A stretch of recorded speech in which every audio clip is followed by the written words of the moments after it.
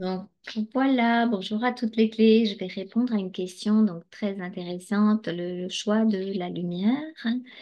Merci pour ces précieuses informations. Vous serait-il possible de faire une enquête sur le poulpe qui occupe, paralyse nos, nos centres des huit sens? Alors, c'est très intéressant comme question. Moi, je vais répondre à ma propre fréquence de vibration pour ne pas rentrer justement dans ce genre d'informations qui peuvent effectivement, si on regarde bien, si on commence à imaginer, waouh, mais il y a un poulpe qui occupe nos huit sens, ta, ta, ta, ta.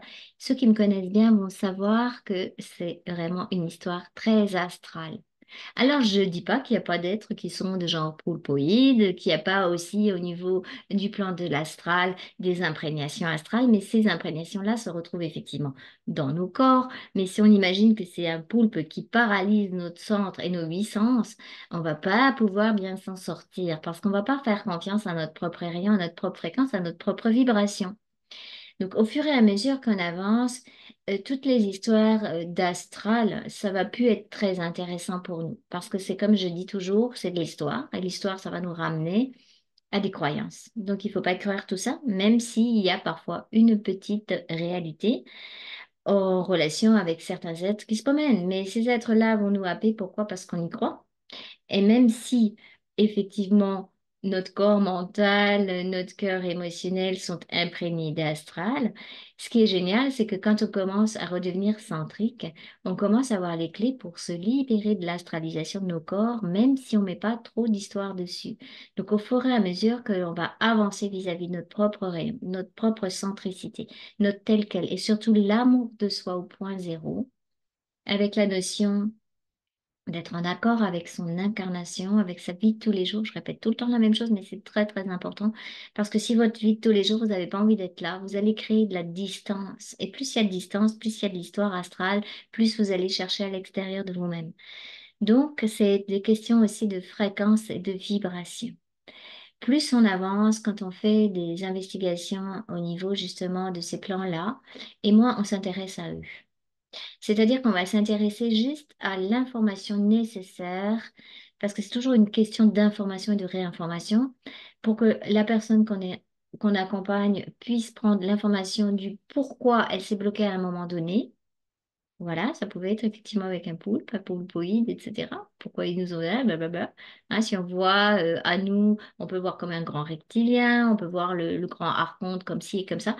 Mais en tout cas, j'ai constaté que plus les personnes donnent du crédit à ces histoires et à ces êtres, plus ils en ont, tout simplement, parce que là où va l'intention, va l'énergie.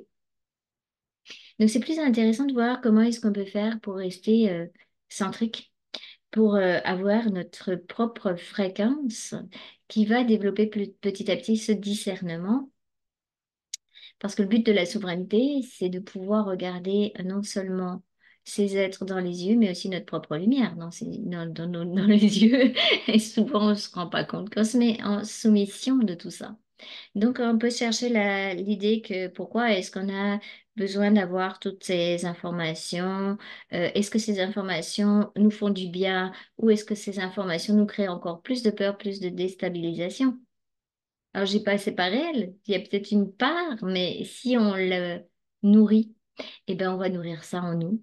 C'est comme les informations qu'on peut écouter voilà, sur les, entre guillemets, médias.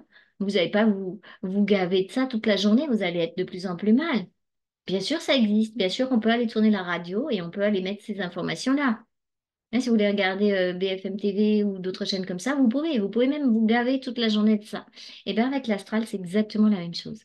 Si ça vous vient pas, l'idée d'aller allumer la télé puis regarder ce genre d'informations et de chaînes en continu, devrait pas non plus vous venir à l'idée de regarder de l'astral en continu et de vous accrocher là-dedans parce que ça fait exactement pareil. Sauf si ça vous fait du bien. Sauf si c'est une partie d'expérience que doit faire. Hein, nous, on a fait cette partie d'expérience pour pouvoir comprendre, mais on n'a pas pu visiter tout l'astral, on n'a pas pu, voilà, bien sûr que non. Viendra vers nous ce qui est en rapport avec notre propre compréhension par rapport à notre propre rayon et par rapport à notre propre libération, c'est-à-dire quand on commence à poser en soi la souveraineté, la direction est donnée. Le capitaine du bateau, c'est notre présence, amour, lumière et vie. Et la direction étant donnée, même ce qui nous arrive au niveau de l'astral, si on regarde un cran plus haut, il y a toujours une explication au niveau de la lumière également. Voilà. Alors au début, non, on ne comprend pas, hein. Au début, il faut se débarrasser des êtres qui sont en interférence directe sur nous par rapport à la partie subliminale, mais c'est la première marche, c'est une étape. C'est le début de quelque chose, c'est pas la fin, hein. Voilà.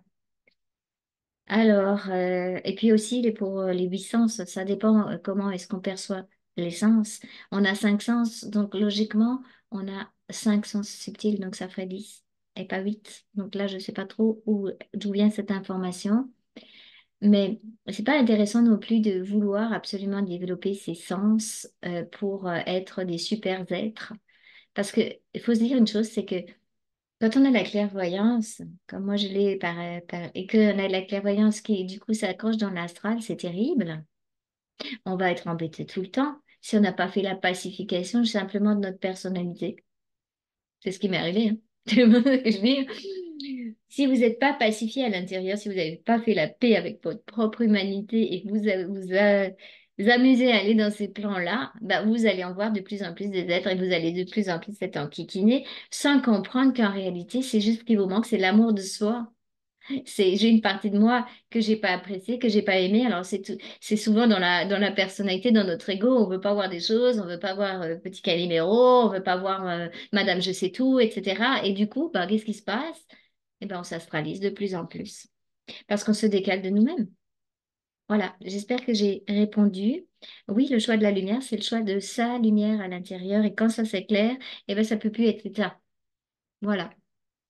Merci à toutes les clés. Si la vidéo vous a plu, vous pouvez mettre un petit pouce, partager et puis n'hésitez pas à poser d'autres questions.